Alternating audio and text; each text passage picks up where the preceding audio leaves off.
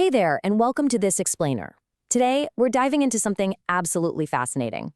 We're going to step into the shoes of a linguistic detective and explore a really compelling investigation by the late author and researcher Chuck Missler.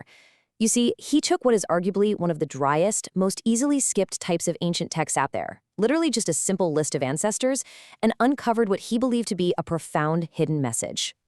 Think about your own reading habits for a second. When you hit a massive genealogical list in a historical text, like Genesis chapter 5, the famous lineage from Adam to Noah, what do you actually do?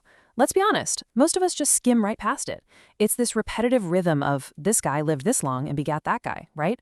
But Missler posed a really fascinating question. What if we aren't meant to just skim? What if, right there, hidden in plain sight beneath the surface of the original language, lies an intricately encoded message? To really get Missler's approach, we have to look at his foundational premise. He pointed to a verse from the Gospel of Matthew, which says that not one jot or tittle will pass from the law. Now, what's a jot in tittle? Well, it's essentially the Hebrew equivalent of dotting an I or crossing a T. Missler loved to highlight a quaint tradition among ancient Jewish rabbis. They claim that when the Messiah comes, he won't just interpret passages or words, he's actually going to interpret the very letters, and even the spaces between the letters. Missler took this entirely seriously. He believed that every single detail in this text was placed there with microscopic, deliberate precision. And that brings us to a concept Missler called the integrated message system. This is the theory that the 66 books of the Bible, even though they were penned by something like 40 different authors over thousands of years, are actually a single interconnected whole. According to this framework, the text is way more than just a collection of historical writings or moral guidelines. It is a deeply engineered system where every number, every place name, and yes, every genealogical list is evidence of deliberate supernatural design. Okay, let's dive into the actual investigation by starting with a number, 969. That is the age of Methuselah, famously known as the oldest man recorded in the Bible. But here is a super fascinating riddle that Missler loved to point out. Even though Methuselah is the oldest man in the Bible, he actually died before his father did. No way, right? How is that even possible? Well, his father was Enoch, who, according to the text, didn't actually die, but was translated, or taken up directly by God. But Methuselah's age isn't just a piece of trivia. It actually acts as our first major clue in unraveling the whole mystery of this genealogy. Now, what happens when we look at the Hebrew root words that actually make up Methuselah's name? It comes from muth, which means death, and shalach, which means to bring or send forth. So his name literally translates to his death shall bring. Missler notes that Methuselah's father Enoch received a prophecy of the coming great flood and was apparently told that as long as his son was alive, the judgment would be withheld. I mean, imagine raising a kid with that name. As Missler joked, every time the boy caught a cold, the entire neighborhood must have panicked. And mathematically, if you trace the biblical timeline, the exact year Methuselah died is the literal exact year the flood came. So his super long life of 969 years is viewed here as a symbol of extreme mercy, essentially delaying the flood for as long as humanly possible. Section 2. Decoding the ancestors, translating the lineage. You see, English translators typically transliterate names. That basically means they just approximate the sound of the Hebrew name into English letters. But Missler decided to methodically dig up the English root meanings behind the names themselves. So let's start walking down this genealogy timeline, beginning with the first three ancestors. Generation 1 is Adam, Generation 2 is Seth, and Generation 3 is Enosh. We're going to look at the Hebrew roots for each one of these. First up, we have Adam. Now, this one is pretty straightforward. His name simply means man. Next is his son Seth. The text itself actually explains this one. Eve said God appointed her another seed instead of Abel, so Seth means appointed.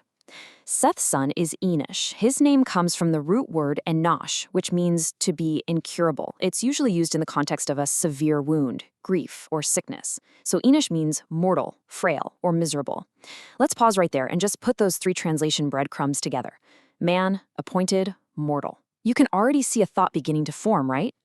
So let's keep moving and see how this pattern builds with the next three ancestors on the timeline. We're moving forward into generations 4, 5, and 6. That's Canaan, Mahalalel, and Jared.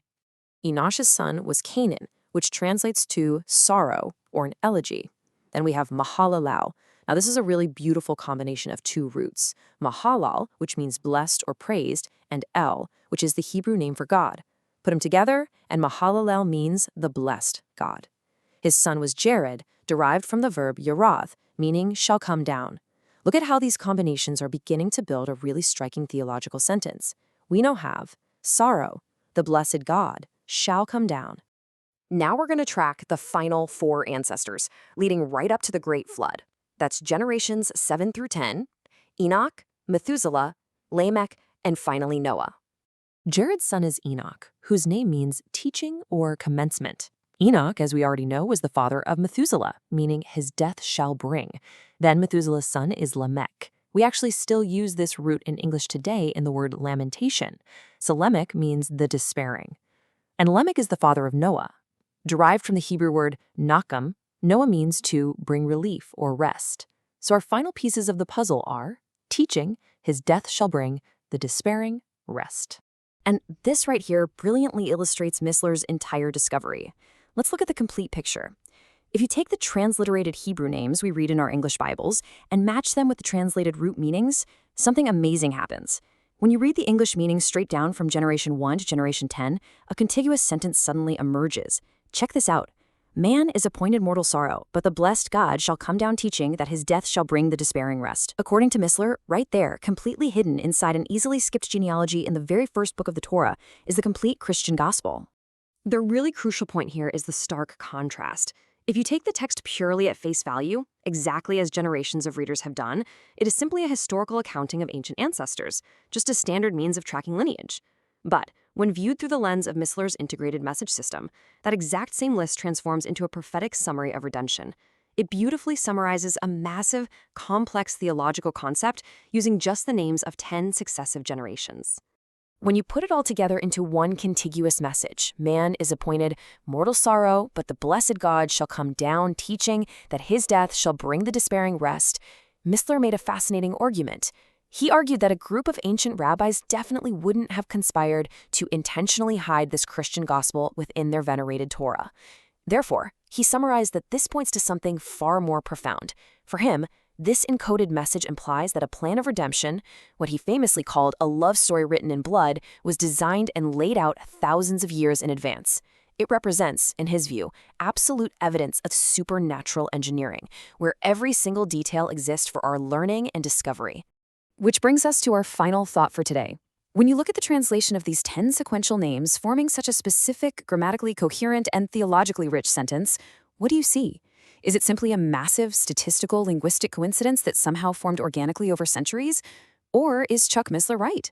Is it evidence of an astonishing supernatural design, carefully hidden in plain sight, just waiting for diligent students to uncover it? Whatever your perspective, it absolutely changes the way you look at a simple list of names, doesn't it? Thank you so much for joining me on this explainer, and keep your eyes open. You literally never know what hidden treasures you might find in the details.